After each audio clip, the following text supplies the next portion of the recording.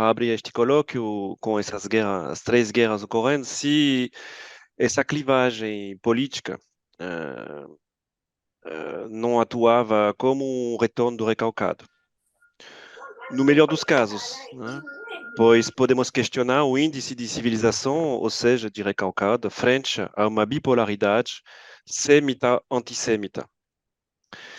De certa forma, a perversão acompanha esses colóquios de uma maneira que eu chamaria de cautelosa, como uma cadela, mas não estou me referindo à cadela preta de Chaplin, né? Mas a que ele chamava a depressão dele de cadela preta. Mas estou me referindo àquele cão que de aparente submisso espera seu momento, seu kairos, para morder nos jaretes. Hoje, de uma certa forma, a perversão vai passar na linha de frente. Não necessariamente para bater nela, já que nós somos todos vítimas e que tudo parece permitido, mas para também tentar aprender o que a perversão poderia nos ensinar. Bom colóquio. Cá estamos outra vez. O oitavo ano desde 2016, quando o colóquio começou, mas essa é a sétima edição, porque 2020 foi impossível, né? A gente não sabia como sobreviver na pandemia que apavorava a todos com seus mortos, aquela multidão de gente morrendo na Europa e depois no Brasil. No começo, a gente pensava que tudo ia passar. Trump ia passar, Bolsonaro ia passar, e as coisas iam voltar ao normal. Bobagem de psicanalista pensar isso. As coisas não voltam ao normal. Nem mesmo a própria psicanálise não se propõe esse sentido terapêutico da medicina, da psicologia, de conduzir o sujeito a um estado anterior de normalidade. Nunca se volta àquilo, porque aquilo produziu isso que é agora, né? Então a gente não sabe para onde vai. Por um lado, hoje, o Gino disse que a perversão hoje está na linha de frente do nosso colóquio. É verdade. Por um lado, as formas de gozar contemporâneas colocam para a clínica situações inusitadas. As questões colocadas também com relação à transferência, estou me referindo aos tratamentos psicanalíticos nesse nosso tempo. Dificuldades com a transferência a partir de um sujeito cujo gozo não deixa espaço para o saber, para o querer saber, para o desejo de saber. Saber para quê? Se o que interessa é saber gozar cada vez mais. Então, essa é uma questão. Não estou me referindo simplesmente ao sujeito perverso como uma espécie de diagnóstico. A gente não trata as coisas dessa forma, mas estou falando do gozo perverso, né? Não é necessariamente o gozo de um perverso, mas o gozo perverso. Por outro lado, ainda nessa mesma questão, a violência. Eu tenho um filho pequeno ainda, que ele me pergunta 2, 3 vezes por semana, quando passa e está passando um jornal desses de televisão, ele diz: pai, mas eles não sabem que eu assisto isso? Ele fica espantado com a reprodução da violência real, cotidiana. Os corpos de crianças, de adultos, de velhos, do que for, que povoam, né, o noticiário diário. Então, a violência nas guerras, né? Nas formas de terrorismo, de grupos e de governos fundamentalistas, das milícias, nas suas guerras e disputas com o tráfico, com a polícia, quem sabe quem é quem nessas histórias. Guerras por território, guerras religiosas, guerras por suplementos e suplementos, recursos naturais. E por trás disso tudo, um laço social que se instala de 50 anos para cá, chamado neoliberalismo,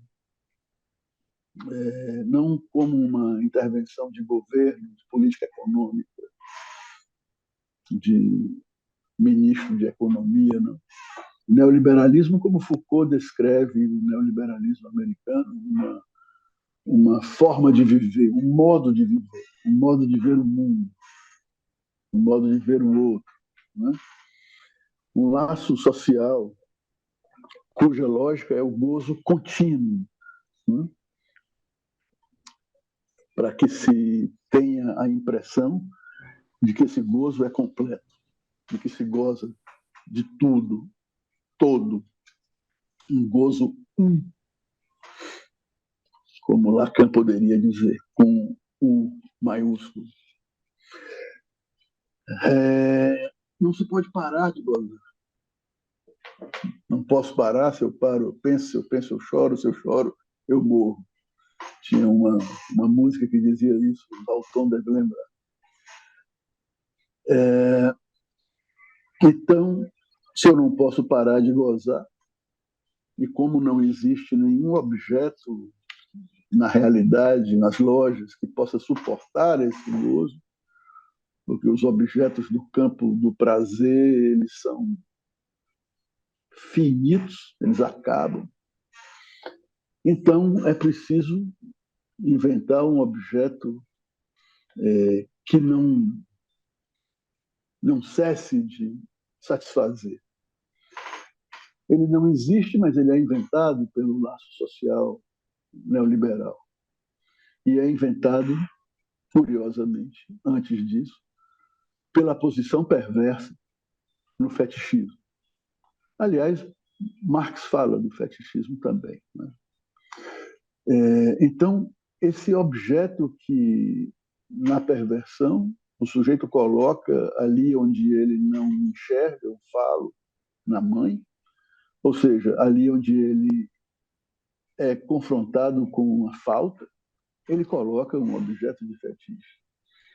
E esses objetos que nós consumimos hoje, sem parar,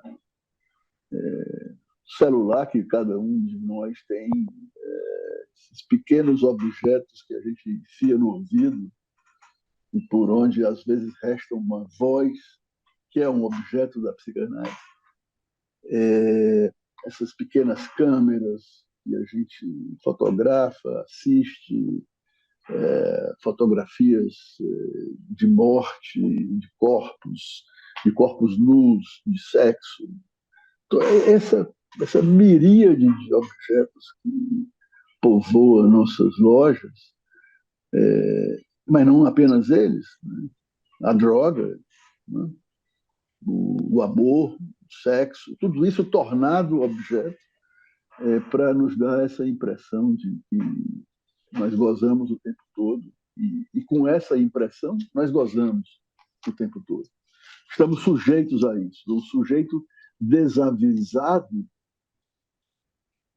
e a análise é um recurso que nos adverte dessas coisas. O sujeito desavisado fica exposto a esse modo de gozar que o laço social neoliberal propõe. Recentemente, eu ouvi na internet um campeão de audiência dizer: para que psicanálise política? Por que misturar essas coisas? Por que não fala só de psicanálise ou fala de política? Todo mundo pode falar de política. Psicanalistas também podem falar de política, mas por que psicanálise e política? É, um pouco, eu não posso responder as questões, não tenho o saber, mas essa é uma razão por que psicanálise e política, porque ambos os campos, a psicanálise e a política, tratam disso que nós estamos e que vamos tratar aqui hoje, do gozo e suas barreiras, do gozo e seus limites. E hoje, particularmente, do gozo que se pretende ou que se propõe sem limites. Uma última fala rápida que eu gostaria de ler